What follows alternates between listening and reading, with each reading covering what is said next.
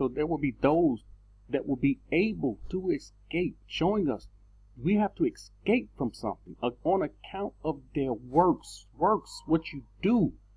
This is what you do on account of their belief, by which they believe will survive the dangers. There are dangers that's ahead. The dangers have been predicted. This is what the prophets have said because it came from the mouth of the Father. These dangers, Jacob's trouble, has been predicted. He says, and will see my salvation in my land and within my borders. This is something you must know this. Salvation will come within his land and within his borders, and there will be no rapture. There will be no spaceships. There will be anything to miraculously bring you within the borders. It says, which I have set apart for myself from the beginning. 9. Then those who have now abused my ways. Here are those rebels. Here are those that didn't believe, come out of her, my people, when he said, come out of her, my people. Here are those that didn't believe the scripture when it says, deliver thyself, you who dwell with the daughter of Babylon, the most wicked nation, the most wicked land upon the earth. He says, they shall be amazed. And those who have rejected them with contempt shall dwell in torments. You reject this word? You're going to, I'm not saying this. This is what the scripture is saying. You shall dwell in torments. That's why they're going to lift up their heads. They're going to call out to him. They're going to pray. They're going to ask him to deliver them because they're trusting him to gather them. And he is not going to deliver them. He's not going to gather them because he put us in our land of captivity for destruction. This is 2 Baruch 29. Baruch asked the Most High a question. These things that's coming upon the earth, that's going to happen, will it happen in parts of the earth, in certain parts of the earth, or will it befall the whole earth? And here it is. The Most High answered him and said, whatever will then will befall the whole earth. This will take place across the whole earth. Everywhere will experience famine, death, and much blood shed upon the earth. Therefore, all who live will experience them. Does it say all who live shall escape from them? No, all of us is not going to escape. Many of us will ignore his word, won't even look at his word, and listen to all these other people with their spirituality talk. They're talking all of this nonsense, all these things that doesn't matter. They're concerned about the wrong thing. They're still fighting over the names, still fighting over. Here we go with Passover time. They're keeping Passover. They're caught up in keeping Passover when we're not to keep. How can we keep Passover outside of the land of Jerusalem? How can we keep Passover split up all over the earth? This Passover is not Passover. It's their feast day. You don't believe me? Try and go to one of the camp's feast day. Try to go to one of their Passovers. You must be a member. You see, you from Yasharal, but since you're not a member of the camp, you can't partake of the Passover. And it may cost you some money even if you is. Where in scripture does it say we are to pay for the Passover? They're charging. He says, for at that time I will protect only those who are found in those self-same days in this land. This is his word. Once again, he's not altering or changing this word. He's only going to protect those that's found within his land and within his borders. Those that's on the outside, it's going to be Jacob's trouble. First Maccabees 6:28. All right. I'm to the point where I'm going to show you how the Most High is going to gather his people.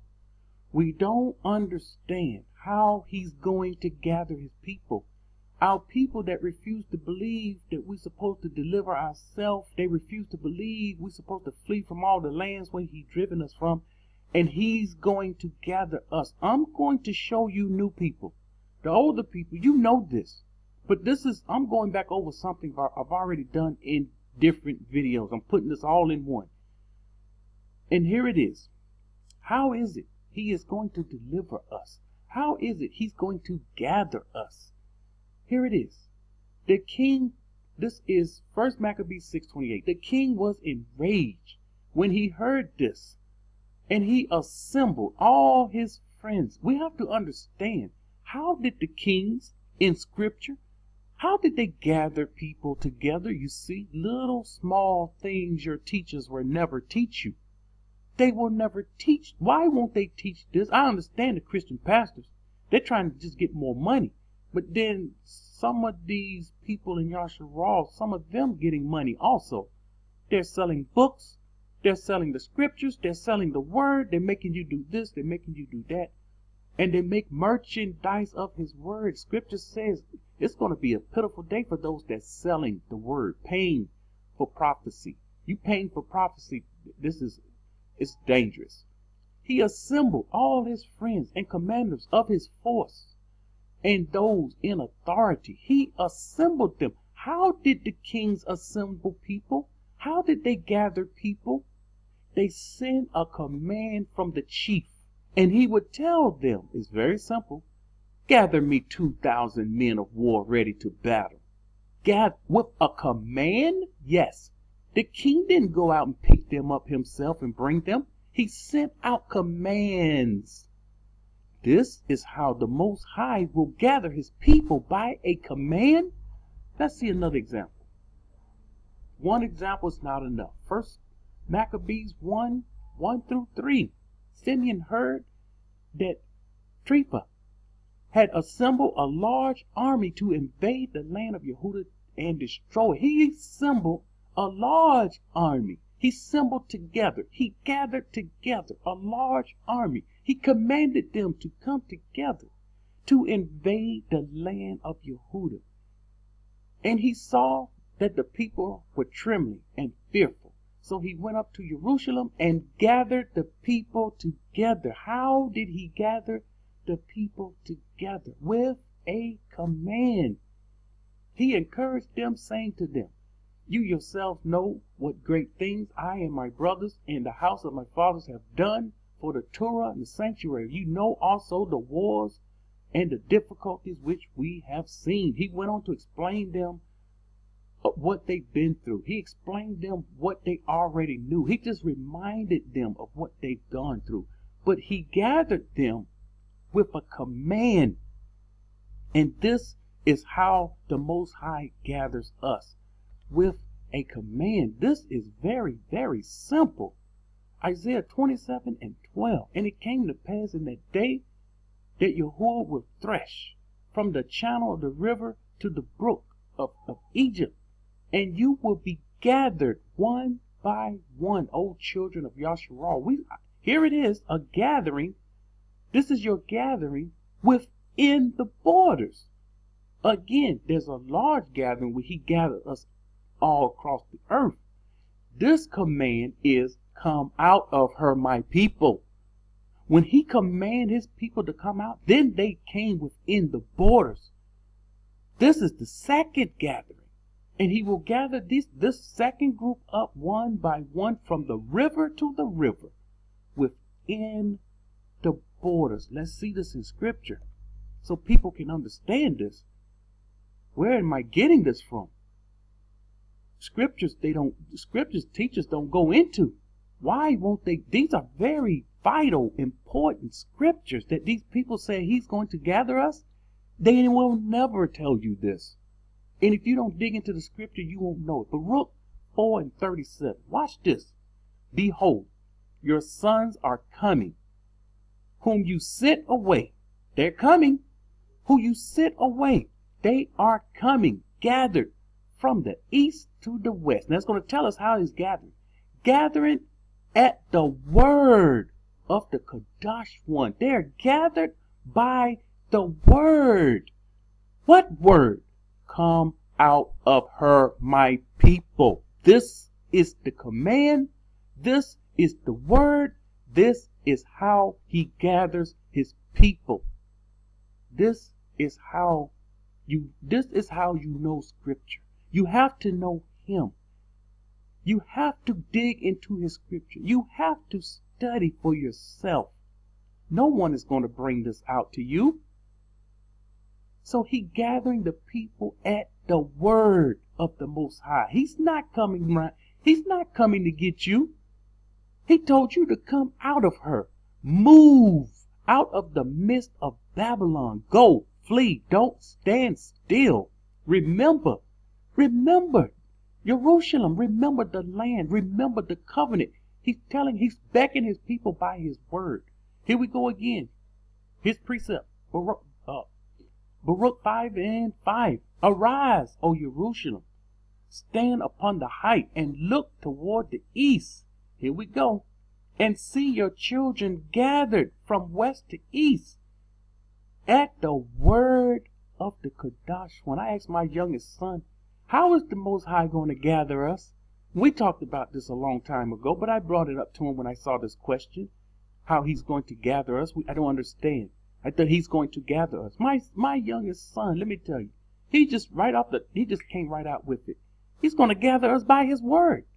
This is how we should answer that question. If anyone asks, how is the Most High going to gather us? From this day forward, you make sure you take them to Baruch 5:5. You take them to Baruch 4:37 and show them he's going to gather the people by the word. The word, the command that came out of his mouth. And when you do this command, you deliver yourself. This is how you deliver yourself. He commanded Noah to build that boat. Noah built the boat and delivered himself. Now you understand. Now you see what they are not showing you. This is how the Most High operates. This is how he worked.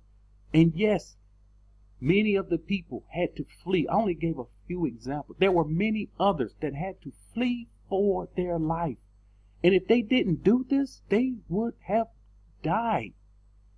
But they were smart enough to know to flee, to escape. They knew it.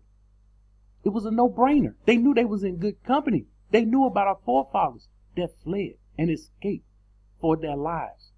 And this fleeing, once again, is temporary. So we also see from the east to the west, bringing out another point of this gathering, being the second gathering from east, the river to the river, east to west, west to east, river to the river. And the people come gathered, his children will come gathered at the word. Come out of her, my people. This is how we gather. This is how he delivers us. And at the end of the day, yes, he gets the splendor. Why? He woke us up. He gave us a command. He told us, I'm not delivering. You must deliver yourself from this land. Don't wait on me. Do it now. Go. Disappear. This is what the scripture said. Disappear. Be gone. Move. Go out. Come out. This is what the scripture is saying. Once we do this, we deliver ourselves. He gets the credit because he woke us up and he gave us the command to come out of her. And at the end of the day, Jeremiah 23:8, as Yahuwah lived, who brought up and led the descendants out of the house of Yasharal from the north country. Here we go with the north country. You can call it North America if you like. He delivered from the north country, from all countries. We were scattered across all the countries. Yasharal, not Yehuda only. We were scattered across all the countries.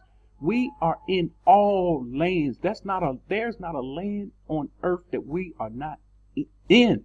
And some of our people even went back to the land of Yasharal. So walking in disobedience, we're still in the land of Yasharal, which we're not supposed to be. But we are scattered over the whole face of the earth, where he had driven them. He driven us. And they shall dwell, it says, and they shall dwell in their land. We will come back and we will dwell in our own land. This is his word. This is what it means.